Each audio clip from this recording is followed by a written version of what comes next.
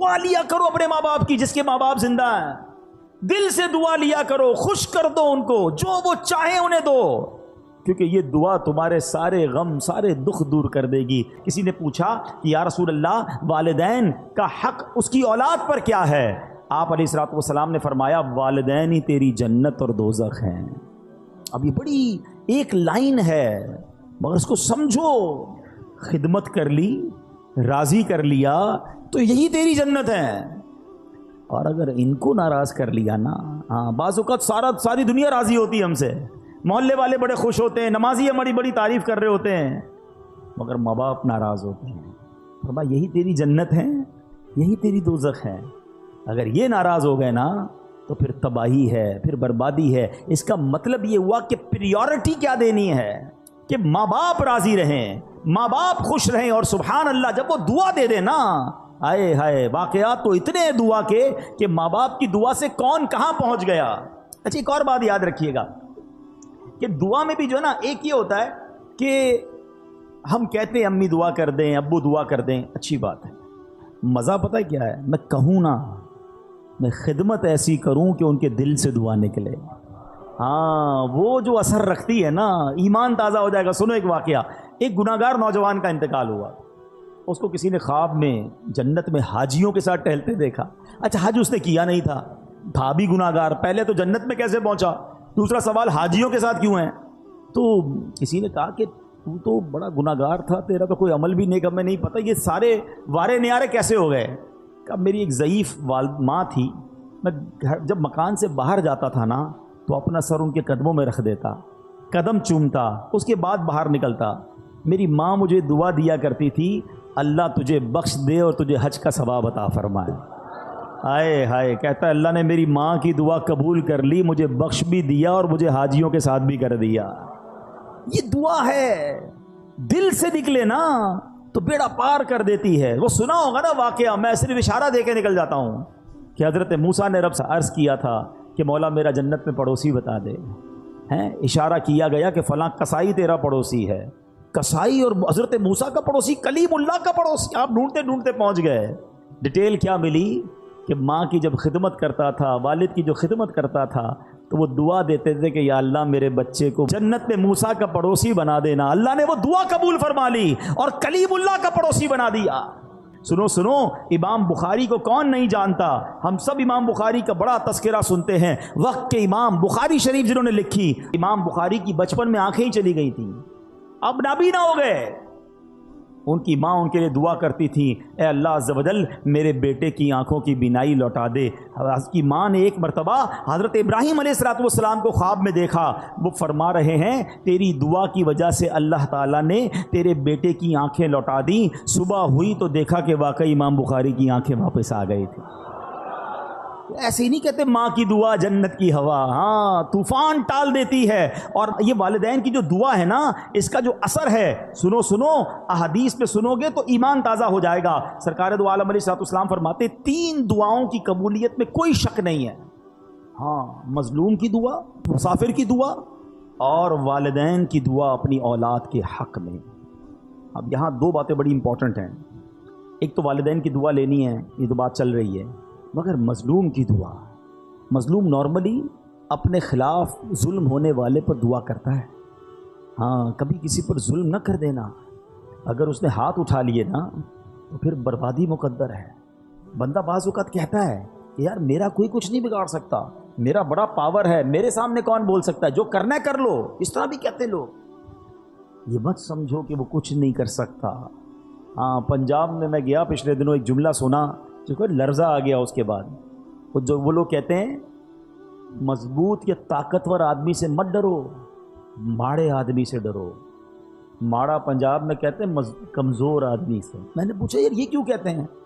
کہ جب کمزور آدمی ہاتھ اٹھاتا ہے نا تو یہ دعا عرش تک جاتی ہے۔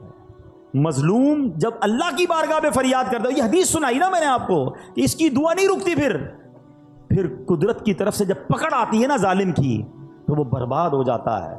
میں آپ کو ویسے زندگی میں ایک مشورہ دیتا ہوں، کبھی کبھی آپ کو ایسا فیل ہونا کہ یار کاروبار اچھا خاصا چل رہا تھا، ڈسٹرب ہو رہا ہے، صحت بالکل ٹھیک تھی، گڑبڑ ہو رہی ہے، फैमिली में सब मोहब्बतें थीं, अब लड़ाई झगड़े शुरू हो गए, कुछ चीज़ें डिस्टर्ब होने लगे ना, तो चेक करना किसी की बद्दुआ तो नहीं ले ली है, किसी की हाय तो नहीं ले ली, किसी का दिल तो नहीं तोड़ दिया।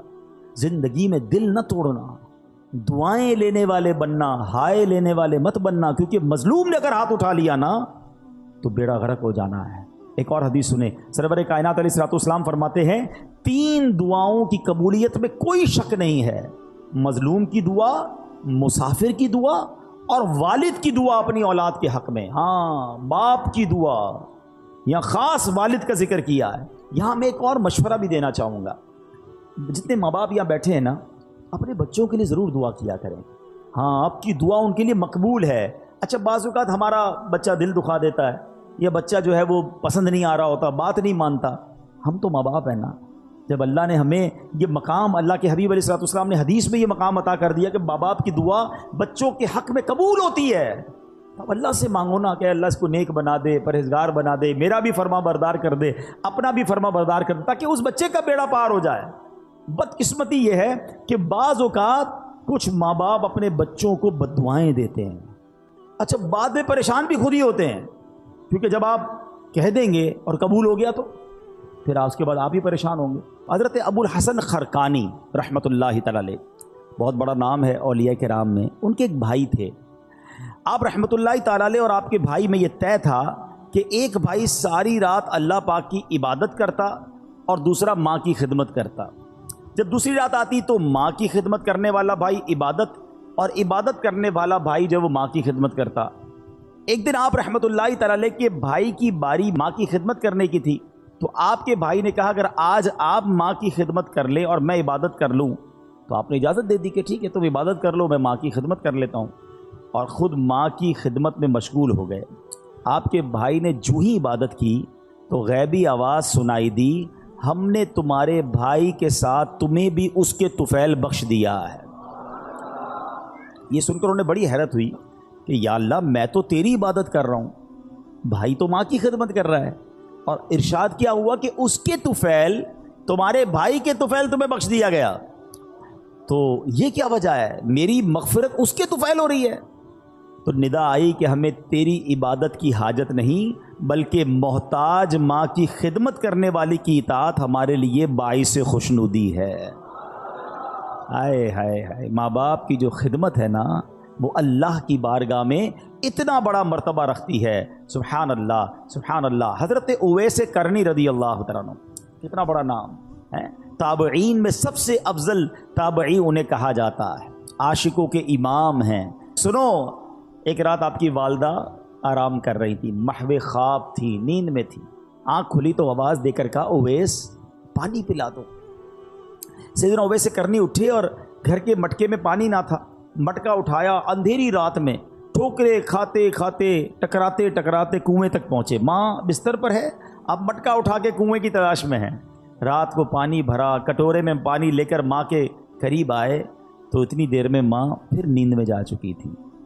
हम जैसा बंदा होता तो पहले तो बाहर जाता ना जाता, आता तो साइड पर रख देता गिलास कि माँ उठेंगी जब पी लेंगी, मगर ये वैसे करनी थे। माँ के सिरहाने खड़े हो गए और रात गुजार दी। सुबह हुई, जब वालदा की आंख खुली तो देखा हज़रत वैसे करनी माँ के सिरहाने पानी का प्याला लेकर खड़े हुए हैं। कहा लखते जिगर, ये तुम क्यों खड़े हो, सारी रात खड़े रहे?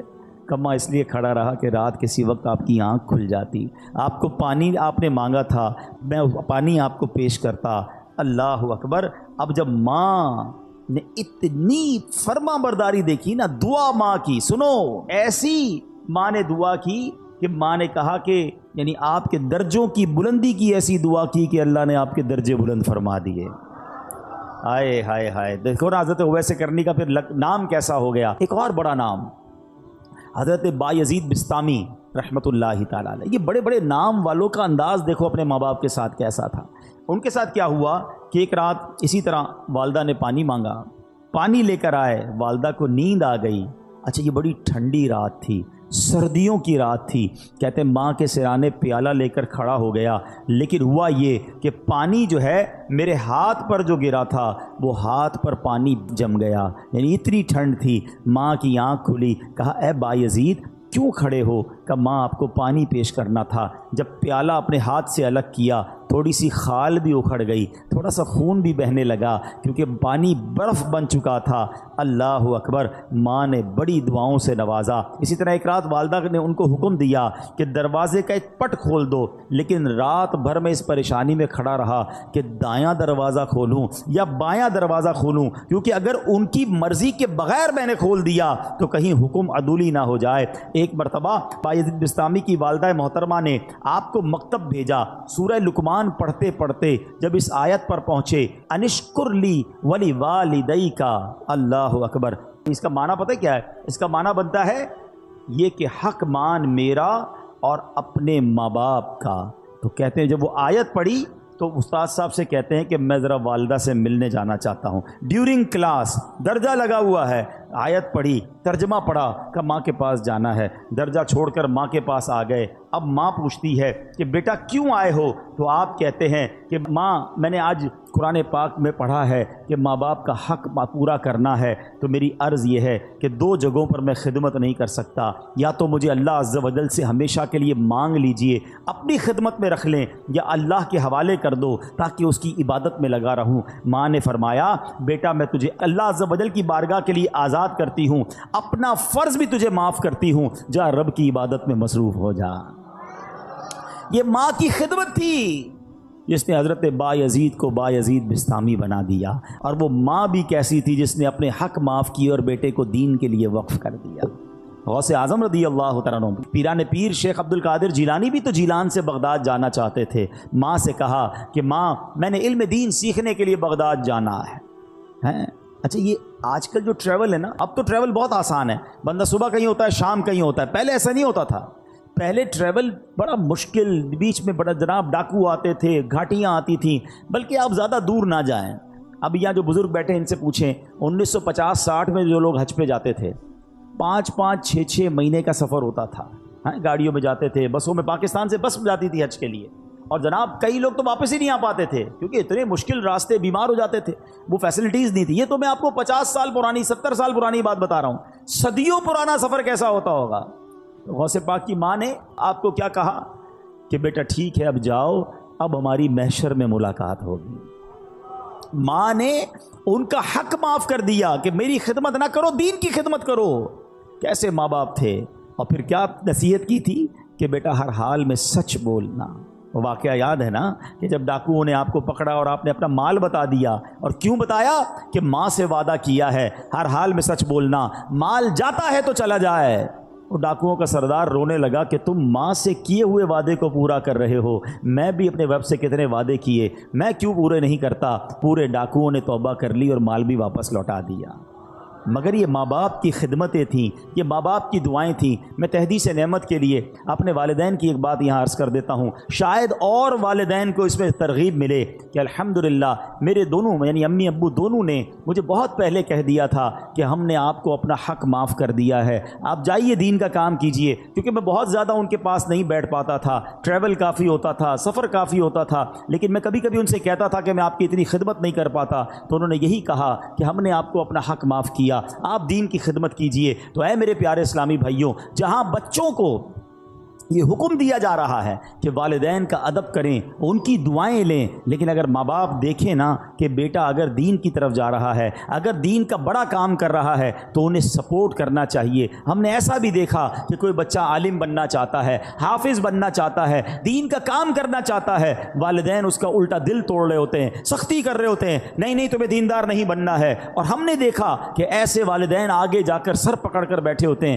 کیونکہ جب بچے کو دین سے آپ روکتے ہیں تو وہ دنیا میں ایسے غرق ہو جاتا ہے کہ بعض اوقات بری لائن میں پڑ جاتا ہے، غلط کاموں میں پڑ جاتا ہے، اور ماں باپ اس کے بعد سر پکڑ کے رو رہے ہوتے، دیندار بننا چاہتا تھا، میں نے دیندار نہ بنایا۔ دیکھو دیندار اور دنیا دار کی مثال سمجھ لو، یہ میں سب کے لیے نہیں کہتا مگر میجورٹی ایسا ہوتا ہے، ایک بار پھر ریپیٹ کر رہا ہوں، سب کو یہ لاگو نہیں ہوتا ہے مگر اکثریت پر یہ ضرور لاگو ہوتا ہے کہ جب بھی بچہ دنیا میں ترقی کرتا ہے نا، دنیا کو کوئی بڑا افسر بن جائے، دنیا میں جناب کوئی بڑی ڈگری لے لے، دنیا میں کوئی بڑا مقام لے لے، تو بعض اوقات ماں باپ ڈرتے ہیں کہ بچے کو کوئی بات بری نہ لگ جائے. بات کرتے میں ماں باپ کو ڈر لگ رہا ہوتا کیونکہ بڑا افسر بن گیا, بڑا سیٹھ بن گیا, بڑا جناب جاگیردار بن گیا, اس نے بڑی ڈگریاں لے لی ہیں. یہ ہے دنیا دار کی ترقی کا نتیجہ. اور اگر بیٹا دین میں ترقی کر جائے نا, عالم بن جائے, مفتی بن جائے, دین کا مبلغ بن جائے, تو اکثریت یہ ہوتی ہے کہ بچہ ڈرتا ہے کہ ماں باپ کو برا نہ لگ جائے. فرق ہے نا. وہ اتنا بڑا مفتی بھی ہوگا کیونکہ اس نے قرآن پڑھا ہے, اس نے حدیث پڑھی ہے کہ ماں باپ راضی ہیں تو رب راضی ہے, ماں باپ ناراض ہیں تو رب بھی ناراض ہو جائے گا. ماں باپ اگر بد دعا دے دیں تو اس میں کیا بیڑا غرق ہو جاتا ہے. اچھا, بعض اوقات گناہ گار مقبول بارگاہ الہی ہو جاتا ہے, ولی بن جاتا ہے ماں باپ کی دعا سے. اور اگر ماں باپ بد دعا دے دیں تو اللہ کی بارگاہ کا مقبول یا نیک بندہ جو ہے نا, وہ بھی کس طرح پھنس جاتا ہے. جریج ایک شخصیت ہیں, نہایت نیک اور اللہ عز و جل کا مقبول بندہ تھا. کبھی اللہ عز و جل اپنے پیاروں کو بھی آزمائش میں ڈالتا ہے, جیسے جریج کو آزمائش میں ڈالا. جریج کی بارگاہ الہی میں مقبولیت کا اندازہ اس بات سے لگائیے کہ آپ نے دودھ پیتے بچے کو ہاتھ لگایا, وہ بول اٹھا اور آپ کے بے گناہ ہونے کی گواہی دی. یہ تو آپ کی روشن کرامت تھی, لیکن ہوا کیا تھا, واقعہ کیا ہوا تھا, آپ ذرا یہ سمجھیے گا. یہ حدیث پاک ہے, حضرت ابو ہریرہ رضی اللہ تعالیٰ عنہ سے روایت ہے کہ نبی پاک علیہ الصلوۃ والسلام نے فرمایا, جھولے میں دودھ پیتے بچوں میں 3 لوگوں نے کلام کیا. حضرت عیسیٰ علیہ السلام, نمبر 2 جریج کے متعلق ایک بچے نے کلام کیا. آقا فرماتے ہیں کہ وہ جریج کون تھا؟ ایک عبادت گزار شخص تھا, اس نے ایک عبادت گاہ بنائی ہوئی تھی جس میں وہ رہتا تھا. ایک دن ماں اس کے پاس آئی اور اس وقت وہ نماز پڑھ رہا تھا. ماں نے کہا, اے جریج, نماز کے دوران پکارا. تو آپ نے کہا کہ ایک طرف میری ماں ہے, ایک طرف نماز ہے, میں کیا کروں؟ نماز جاری رکھی, ماں چلی گئی. دوبارہ اگلے دن ماں آئی, پھر نماز پڑھ رہا تھا. ماں نے پکارا, اے جریج. پوچھا, سوچا ایک طرف تو اللہ کی نماز ہے, پروردگار کی عبادت ہے, دوسری طرف ماں ہے. نماز جاری رکھی, ماں کا دل ٹوٹا, ماں نے اسے بد دعا دی. ماں نے کہا کہ اے اللہ, اس کو اس وقت تک موت نہ دینا جب تک کسی بری عورت کا یہ سامنا نہ کر لے. اب کیا ہوا؟ تو بنی اسرائیل کے لوگ آپس میں جریج کی عبادت کا بڑا ذکر کرتے تھے. ایک بد کردار حسین و جمیل عورت, جو بری عورت تھی, اس نے بنی اسرائیل سے کہا, اگر تم کہو تو میں اس کو اپنے فطرے میں پھنسا لیتی ہوں. پھر وہ عورت جریج کے پاس آئی, جریج نے اس کی طرف کوئی توجہ نہیں دی. وہ عورت اس چرواہے کے پاس آئی جو جریج کی عبادت کے پاس ہی رہتا تھا. اس بدبخت نے اس عورت کے ساتھ غلط کام کیا. اب اس عورت کے یہاں جب بچہ ہوا تو یہ جا کر اس نے الزام لگایا کہ یہ بچہ جریج کا ہے. لوگ جریج کی عبادت گاہ پر گئے اور اس کو نکالا, مارنا پیٹنا شروع کر دیا کہ تو بڑی عبادت گزار بنتا تھا, یہ تجھ پر اتنا بڑا الزام. اب جریج نے کہا, مسئلہ کیا ہے؟ کہا, یہ عورت کہتی تو نے غلط کام کیا, یہ بچہ تیرا ہے. جریج نے کہا, پہلے مجھے ٹھہرو, نماز پڑھنے دو. 2 رکعت نماز پڑھی اور بچے کے پاس آیا, اس کے پیٹ میں انگلی چبو کر دریافت کیا, اے لڑکے تمہارا باپ کون ہے؟ اس نے کہا, یہ چرواہا میرا باپ ہے. لوگوں نے آگے بڑھ کر اب جریج کو بوسہ دیا, معافی مانگی, بولے ہم آپ کو سونے کی ایک عبادت گاہ تعمیر کر دیتے ہیں. جریج نے جواب دیا, نہیں, تم دوبارہ مٹی سے ہی تعمیر کر دو, جیسے پہلے میری عبادت گاہ تھی ویسا ہی بنا دو. نبی پاک نے واقعہ سنایا. باتیں سیکھنے کو کیا ملی کہ ماں کا دل دکھایا تو آزمائش آئی نا. جو ماں نے کہا ایسا ہوا. یہ تو ٹھیک ہے کہ اللہ پاک نے اس کو آزمائش سے نکال دیا, لیکن ماں باپ کا دل کبھی نہیں دکھانا. ہاں, کتنا ہی تمہارا بڑا مرتبہ ہوا نا, اور ماں باپ ناراض ہو گئے تو بہت بڑی مشکل میں آ جائیں گے. اسی طرح زمخشری, یہ معتزلیوں کا بڑا عالم ہے, جنہوں نے کتابیں پڑھی ہیں وہ جانتے ہیں کہ اس کی ٹانگ کٹ گئی. لوگوں کے پوچھنے سے کہ کیسے ہوا تو کہا, یہ میری ماں کی بد دعا کا نتیجہ ہے. کہا, معاملہ کیا ہے؟ کہا, بچپن میں ایک چڑیا میں نے پکڑی تھی اور اس کی ٹانگ ڈوری سے باندھ دی. اتفاق سے وہ میرے ہاتھ سے چھوٹ کر دیوار میں گھس گئی. اب جب میں اسے کھینچتا تھا تو ظاہر ہے اس کی ٹانگ تو باہر آ رہی تھی, چڑیا نہیں آ رہی تھی. تو میں نے ڈوری زور سے پکڑ کر کھینچی تو اس کی ٹانگ ہی باہر آ گئی. چڑیا اندر ہی رہ گئی, ٹانگ اس کی باہر آ گئی. میری ماں نے جب یہ دردناک منظر دیکھا تو بے ساختہ میری ماں کی زبان سے نکلا کہ جس طرح تم نے اس کا پاؤں کاٹا ہے, اللہ تیرا پاؤں بھی کاٹے. حالانکہ وہ اس زمانے کا عالم تھا. وہ کہتا ہے, بس میں بخارا کے سفر پر گیا علم سیکھنے. سفر کے دوران میں گر پڑا, ٹانگ پر شدید چوٹ آئی. ٹانگ کا زخم ایسا بگڑا کہ آخر مجھے اپنی ٹانگ کٹوانا ہی پڑی. یہ یاد رکھنا.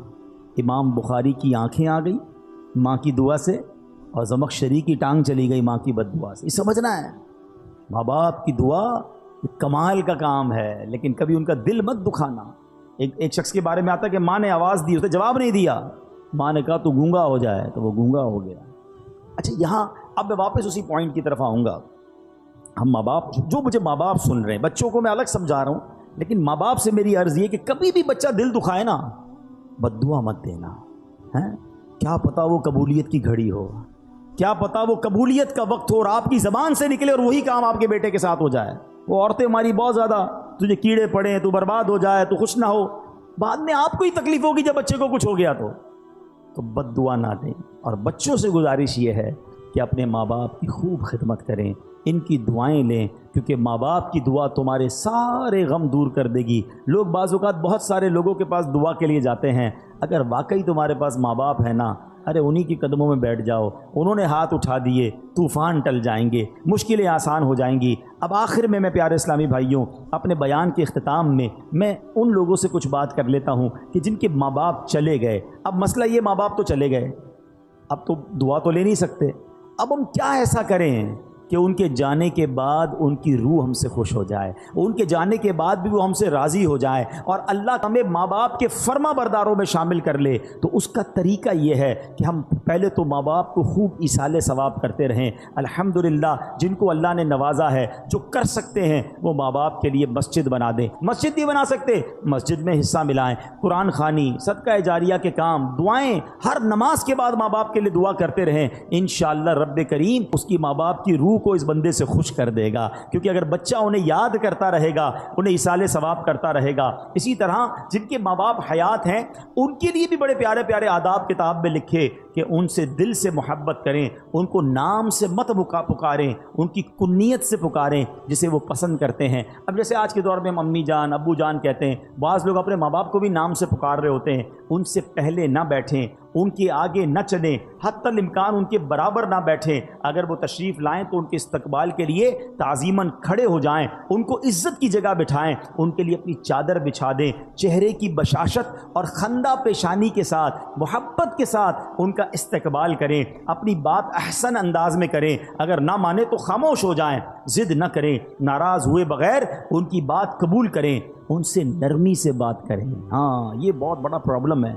بیٹا جب بڑا ہو جاتا ہے، بیٹی بڑی ہو جاتی ہے، تو سختی سے ماں باپ سے بات کر رہے ہو، ماں باپ کو ڈر لگ رہا ہوتا ہے، ماں باپ کا دل نہیں چاہتا کوئی بات کرنے کو. یا جب بات کرتا ہوں کاٹنے کو آتے ہیں، جب بات کرتا ہوں مجھے ڈانٹتے ہیں. ماں باپ کو کوئی ڈانٹتا ہے؟ توف ہے اس اولاد پر کہ جس سے بات کرنے میں ماں باپ کو ڈر لگتا ہے.